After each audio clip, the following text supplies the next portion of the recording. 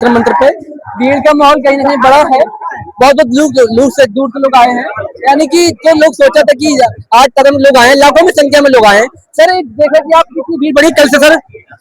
सबसे बड़ी बात है कि युवा जाग चुका है। इस भ्रष्ट निकम्मी सरकार जो पेपर लीक के माध्यम से युवाओं के सौदा कर रही है, उनके सपनों को बेच रही है। ऐसे भूमि बहरी सरकार जो बगल में ही है संसद भवन, अब तक धर्मेंद्र प्रधान की इस्तीफा नहीं दिया, जिसने लगातार दूसरी बार एनटीए के माध्यम से पेपर लीक कराया।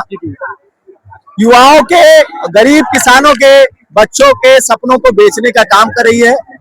ऐसे में आज करोड़ों युवा अलग अलग राज्यों में आंदोलन कर रहे हैं। आप जंतर मंतर पे देख रहे हैं, लाखों युवा हैं। चारों तरफ संसद भवन के चारों तरफ से युवाओं की खचाखच भीड़ है, जाने आने की जगह नहीं है। वो लोग बोलते थे कॉकरोच कहाँ हमारी क्या हमें वोट कर सकते हैं, ऐसा कुछ लोग बोलते थे सोशल मीडिया पर। अब क्यों नहीं बोल रहे वो? अब उन्हें क्या हो गया? उनके मुंह में दही घी जम गया है। उनको समझ नहीं आता कि ऐसे युवा, जो देश का युवा है, जिसने देश को बनाने का काम करते हैं, ऐसे युवाओं को आप क्राकरोच बनाते हो। आप तो बैठे हो कुर्सी पे, आपको संघर्ष युवाओं का नहीं समझ में आता है कि एक गरीब किसान का बच्चा कैसे कोटा में पढ़ाता है कर्जा लेके, कैसे अपने उसके सपने होते हैं कि वो सपना साकार करने के लिए अपना घर गिरवी देता है, कर्जा लेता है और बच्चे को पढ़ाने के लिए नीट की तैयारी कराता है, और तुम उसके सपने को सौदा की तरीके बेच रहे हो। क्या मार्च लगने देखिए, क्योंकि दिल्ली पुलिस वहां पर बाहर लगी हुई है और पुलिस ने वो रखा है कि रखा है कि बाहर निकलते हैं तो कहीं ऐसा नहीं लग रहा है। लोग चारों तरफ से बैरिकेडिंग भले कर दिए हो, लेकिन युवा है, युवा आपकी बैरिकेडिंग को तोड़कर संसद की तरफ बढ़ेगा। जाएंगे आज। हम भगत सिंह और गांधी के वंशज हैं। हमारे पूर्वज गांधी भी हैं, जो हम शांति तरीके से लड़ना भी जानते हैं, और भगत सिंह भी हमारे आदर्श हैं। हम लड़कर संसद में घुसेंगे, इस बात को उठाने का प्रयास करेंगे, क्योंकि तुम धर्मेंद्र प्रधान इस्तीफा न दिया, नरेंद्र मोदी को शर्म आनी चाहिए, क्योंकि तुम मेलोडी बांटने जा रहे हो।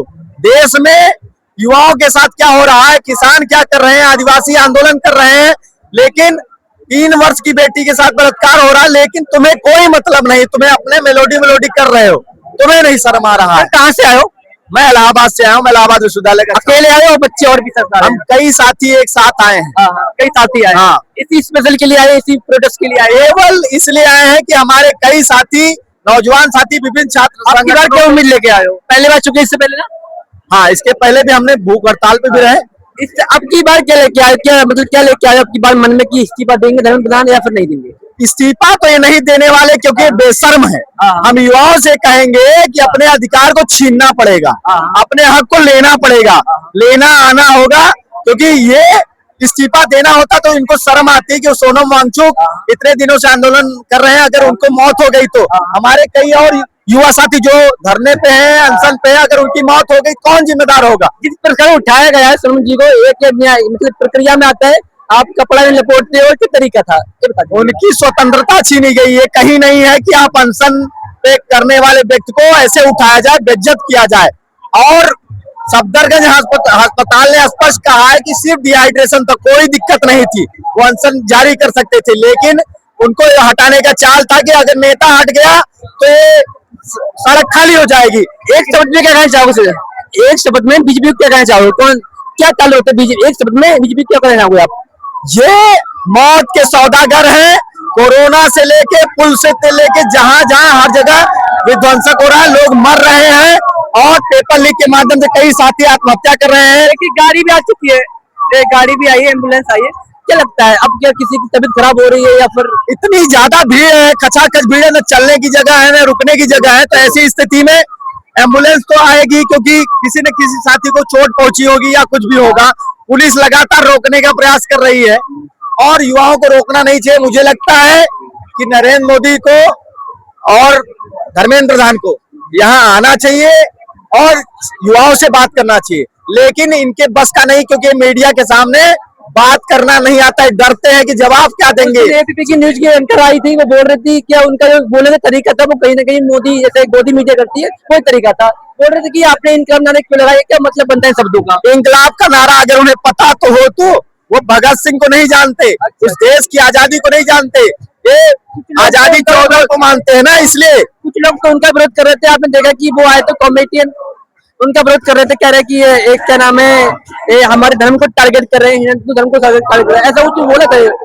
आठ लोगों ने हम नौजवान इस देश, हमें हिंदू मुस्लिम सिख ईसाई से मतलब नहीं है, हम सभी भाई हैं और यह देश संविधान से चलता है और संविधान के रास्ते से ही चलेगा, गांधी के रास्ते ही सही चलेगा। बहुत अच्छी बात है, संविधान चलेगा और गांधी के रास्ते पे चलेगा।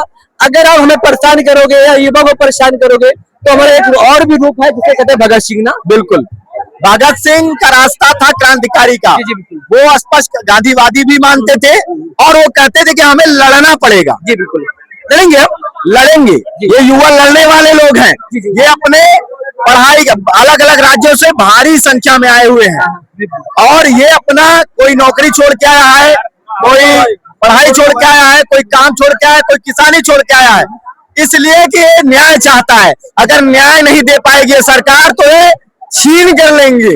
अगर न्याय दे पाए सरकार तो छीन के रहेंगे। इस युवा की अपनी बात सुनी और तमाम युवा यहाँ पर आए हुए हैं तो कहीं ना कहीं चाहते हैं इस्तीफा दे। क्या लगता है आपको कि इस्तीफा दे पाएंगे या फिर वही लाल दिखते रहेगा? Thank you so much.